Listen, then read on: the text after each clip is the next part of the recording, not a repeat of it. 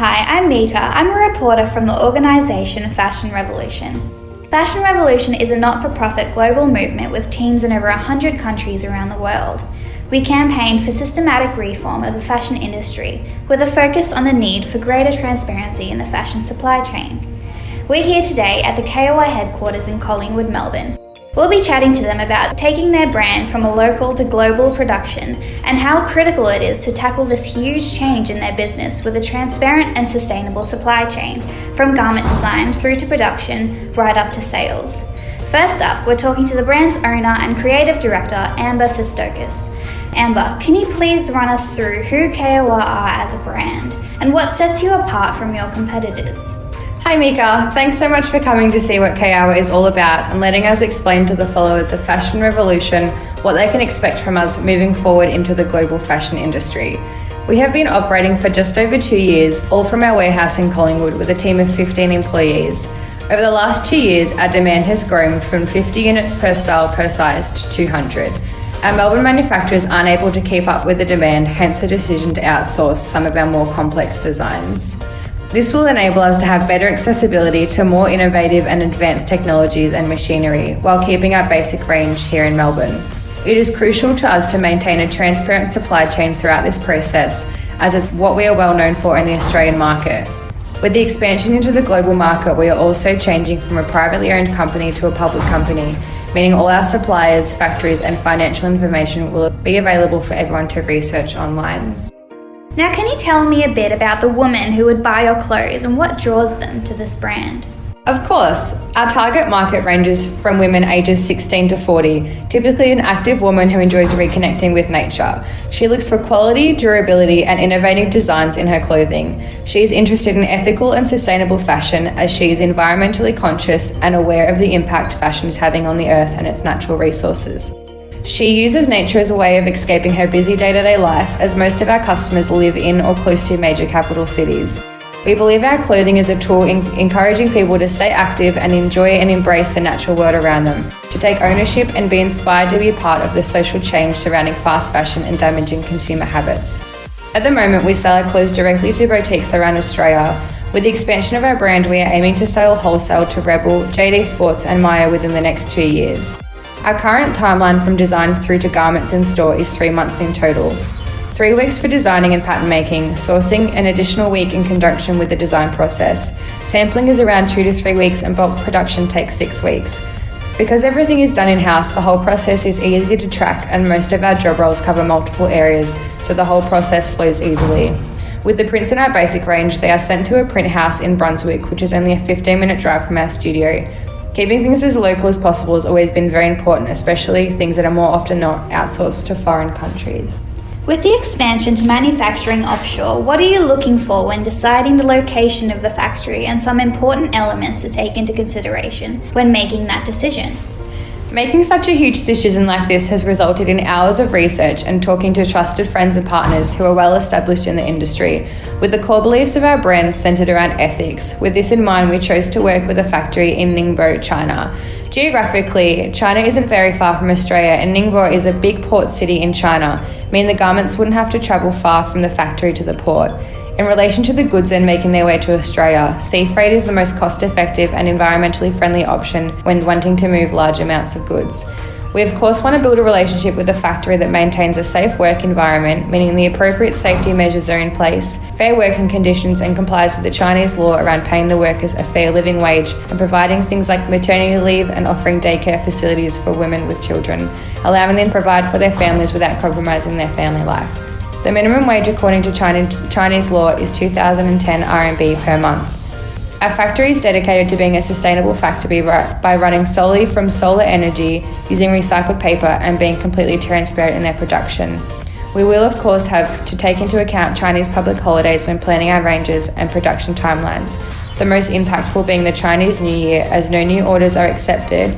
Mass production and sample developments are halted between 1 to 2 weeks before the Chinese New Year. It's an exciting step expanding our range and producing in China, as it allows us access to technologies and resources we wouldn't be able to in Australia. Our factory also works for other sportswear brands, so they are constantly seeing new innovative fabrics and trims. We are eager to take advantage of this new world of opportunity that has opened up for us. I'm sure you would have compiled a SWOT analysis of whether your company currently has a transparent supply chain, including environmental and social responsibility in place locally. Are you able to share that with us? Of course, some strengths will be better access to technologies and innovative fabrics, bigger orders, meaning lower cost to the consumer. The weaknesses might include language barriers, different national celebrations and public holidays, and less control over the quality and operations. The opportunities will be supporting a factory that offers a fair living wage and being at the forefront of innovation around sustainable and ethical production processes. The threats that might impact production might include weather events and natural disasters and Chinese public holidays and celebrations. And now moving on to their product developer and designer, kaewa. What recommendations and alternatives would you make taking into consideration cultural, ethical, environmental and sustainable factors an issue when expanding offshore? Choosing a country like China minimizes the distance between the factories and where the products need to end up is important. Reducing the carbon footprint and environmental impact of ships. Taking into consideration lead times for products. Working around the Chinese holidays and celebrations. Choosing a factory that has safe working conditions in place, is fully transparent, offers daycare services, maternity leave and pays a fair living wage. So what are some examples of unplanned issues that could disrupt a smooth flow through effect on manufacturing offshore and your production timelines? China is one of the countries most affected by natural disasters. Wild weather events such as floods, landslides, and earthquakes. More than 200 million people in China are affected each year by natural disasters, becoming a restricting factor in economic and social development. Sourcing raw material from elsewhere in the world, delays on shipping can push back deadline on the production line and affecting when the goods arrive in Australia for sale. Public holidays including the Lantern Festival, International Labor Day, Dragon Boat Festival, National Day. The National Day Golden Week begins around October 1st and the Chinese New Year celebrations, so taking care as to not schedule any big drops around these dates is a consideration we will take. Now Amber, can you tell me a little bit more about your method of freight and what drew you to the method and company that you're planning to use? Yes, as an ever-growing brand of the 21st century, we believe in sustainable practice in each area of our processes, especially freight. Our team has done extensive research on the impact that shipping has on our environment, as this is very new to us and important to consider. We have chosen a logistics company that is evidently consistently working towards greener solution. Maersk Line is a trusted and experienced global carrier that provides proven solutions that demonstrate that green supply chains are clean supply chains, meaning both good for the business and environment. The company is completely transparent and provides sustainability reports to track their efforts. It is quite clear to us that the company values the importance of today's global issues.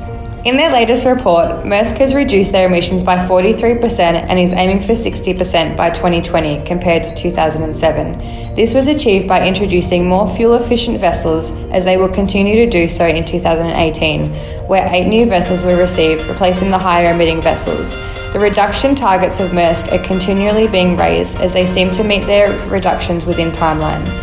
The Clean Cargo Working Group has deemed Maersk's carbon emissions 10% lower than the industry average.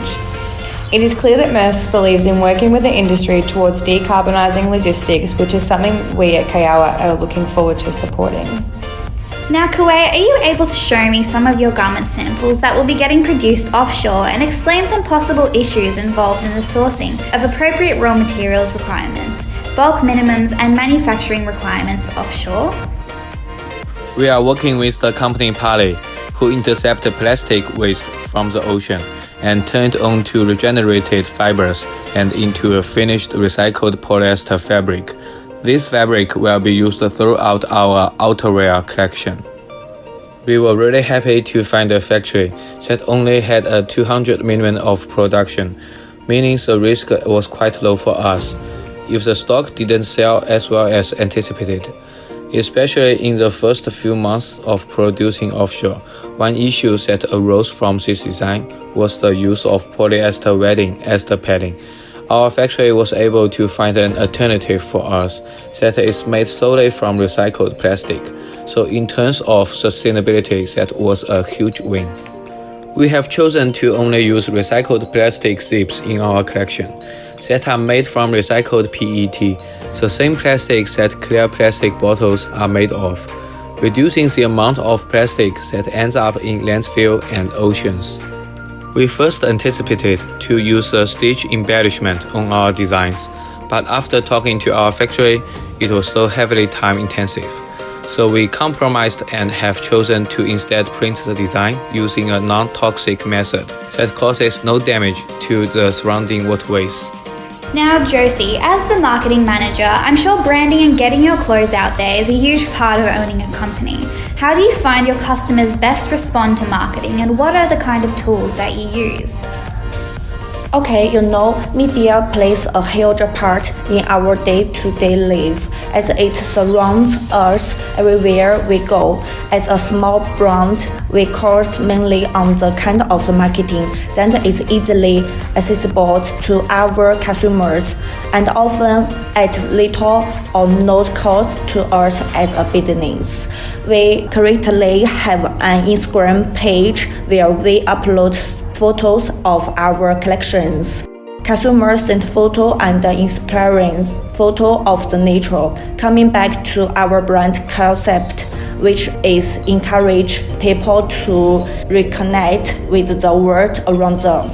A promotion we have been running at the moment is when a consumer spends more than $100, they receive a Kaewa, a new initiative that you put in your washing machine and it collects the microplastic that get released when you wash your clothes. Means the microplastic don't end up in the ocean and waterways. Well, that sounds amazing. Thank you for giving us the time today, and good luck with your expansion.